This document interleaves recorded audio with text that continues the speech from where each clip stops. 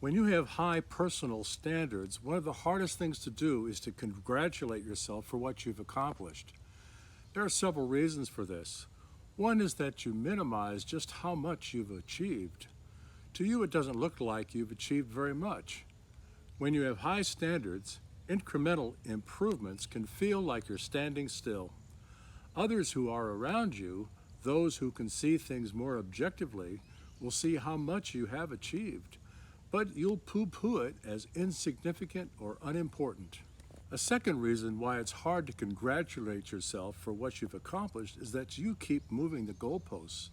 Now, to a certain extent, you need to move them. You never want to become complacent or to rest on your laurels because you can only accomplish more if you continue to raise your standards. But you create a problem when you raise them before you acknowledge what you've achieved. That means that you never appreciate how far you've come because you don't compare it with where you started. You don't look back to see how far you've come. You only look forward to see how far you have to go.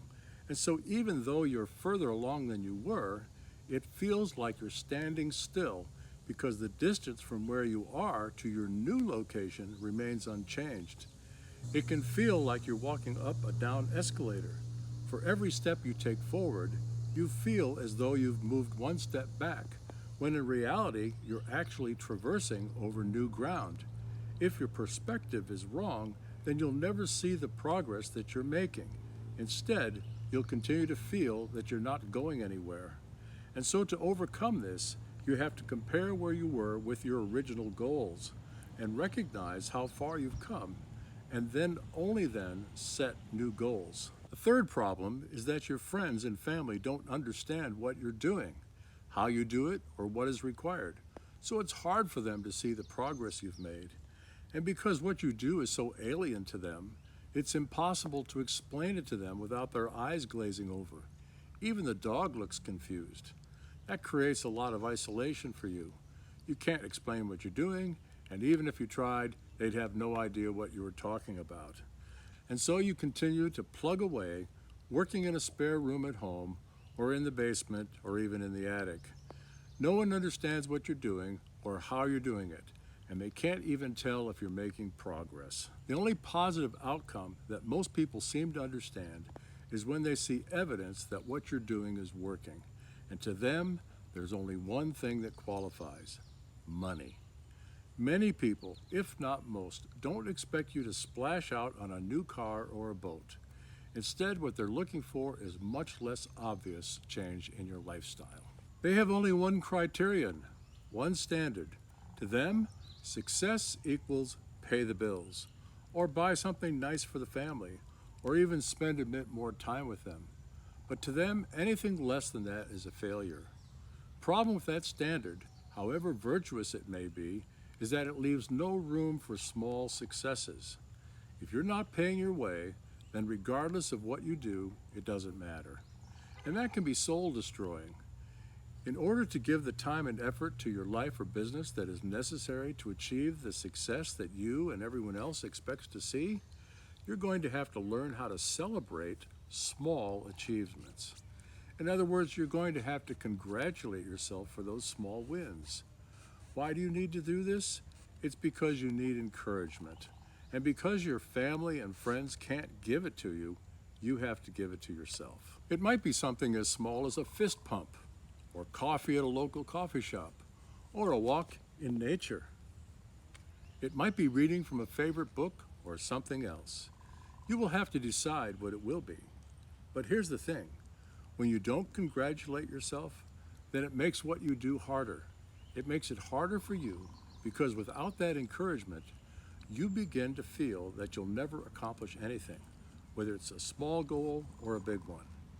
And so in order to overcome that gnawing feeling of defeat, you have to celebrate those small wins, even if that means that it's something between you and yourself. But there's another problem, and that is that many people beat themselves up over what they haven't accomplished.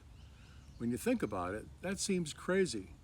You'll know how hard it is to stay motivated when you're criticizing yourself all the time. But that's what you're doing when you focus on what's going wrong. It's well known in psychology circles that you get more of what you focus on. If you focus on every little failure, every little thing that doesn't go according to plan, then you're headed for trouble, because the more you think about it, the more things you'll see that aren't quite right. This will lead you into perfectionism, and that will happen because nothing will feel right. Instead of completing your tasks, you'll stop to correct every inconsistency you notice. You'll suddenly see everything as if it was under a microscope, and you'll devote a lot of time to fixing things that aren't broken, things that are broken only in your mind. In other words, you'll set about making improvements that no one else will notice. You can't move forward if you don't focus on your successes, and you can't succeed if you don't acknowledge the smaller wins that you experience. You have to look for those wins, celebrate them, and congratulate yourself for what you've accomplished. Doing so will motivate you to reach the next goal. If you constantly criticize yourself, or worse, verbalize it, then not only will that not motivate you, it's likely that it will cause you to stop. In other words, it'll have the opposite effect. It will demotivate you. It will discourage you. You'll look for reasons not to do it because of all those imperfections will make you feel dissatisfied with yourself and your work. You'll wonder if it matters at all. Starting today, get in the habit of congratulating yourself for what you've accomplished so far and for what you're able to do. Thank God for your abilities and the opportunities you have. Look for ways to accomplish small things, and then when you complete them, congratulate yourself for a job well done. If you found this video helpful, then please give it a thumbs up and subscribe to my channel. And if you'd like to receive more information about how to hack your life or your business by using psychological principles, then get my free ebook, The Importance of Why. The link is in the description. I'm Dr. Bruce Hoag, sitting here in the beautiful grounds of Mounds State Park.